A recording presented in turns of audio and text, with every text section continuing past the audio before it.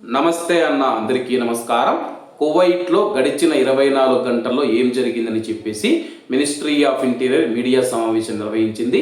ముఖ్యంగా మనం చూసుకుంటే కానీ సోమవారం అర్ధరాత్రి నుంచి మంగళవారం తెల్లవారుజామున వరకు ఎటువంటి దాడులు జరగలేదని చెప్పేసి కువైట్ రక్షణ మంత్రిత్వ శాఖ ప్రకటించిందనమాట. ప్రస్తుతం మనం చూసుకుంటే కానీ డ్రోన్లని, మిసైళ్ళని చెప్పేసి చాలా వరకు సోషల్ మీడియాలో వార్తలు వస్తూ ఉన్నాయి. ఆ యొక్క వార్తలను అధికారులు ఖండించారనమాట. వివరాల్లోకి వెళితే కువైట్ గగనతల భద్రత గురించి మినిస్ట్రీ ఆఫ్ ఇంటీరియర్ కీలక ప్రకటన చేసింది. గడిచిన 24 గంటల్లో ఎలాంటి ముప్పులను గుర్తించలేదని చెప్పేసి మినిస్ట్రీ ఆఫ్ ఇంటీరియర్ ధృవీకరించింది.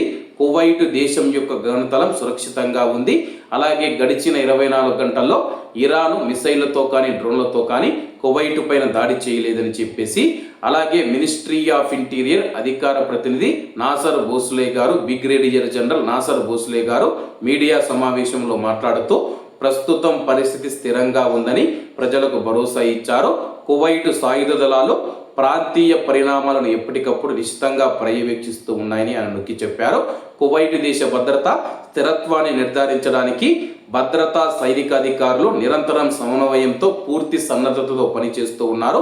సంబంధిత ప్రభుత్వ సమస్యలన్నిటితో కలిసి పనిచేస్తూ ఉన్నామని చెప్పి నాసర్ భోస్లే గారు తెలిపారనమాట.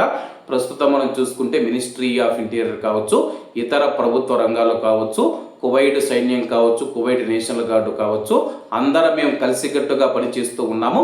కువైట్లో ఉన్న ప్రజలు ఎవరు భయపడాల్సిన అవసరం లేదు, మేము మీకు ఉన్నామని చెప్పేసి అధికారులు కువైట్లోని కువైటీ ప్రజలకు మరియు ప్రవాసులకు భరోసా ఇస్తూ ఉన్నారు.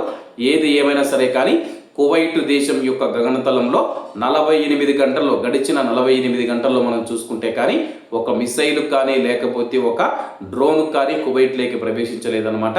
ఇలాగే శాశ్వతంగా ఉండి ఈ యొక్క యుద్ధం ఆగిపోవాలని చెప్పి మనం అందరం కోరుకుందాం. కాబట్టి అందరూ బాగుండాలి, అందులో మనం ఉండాలి. అందరికీ నమస్తే అన్న, జై హింద్.